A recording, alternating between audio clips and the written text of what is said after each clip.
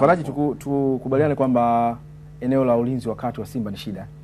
Ndio ambayo kuna makosa ambayo yanaonekana, lakini moja kwa moja unaweza ukagusa ubora wa mpinzani. Yaani usitoe hicho, kwa sababu kuna aina ya makosa unaweza ukacheza na baadhi ya timu afu usiadhibiwe, lakini unapocheza na Yanga wanakuadhibu kwa sababu ya quality ya wachezaji ambao wanapatikana. Tazama, yani gap inaonekana.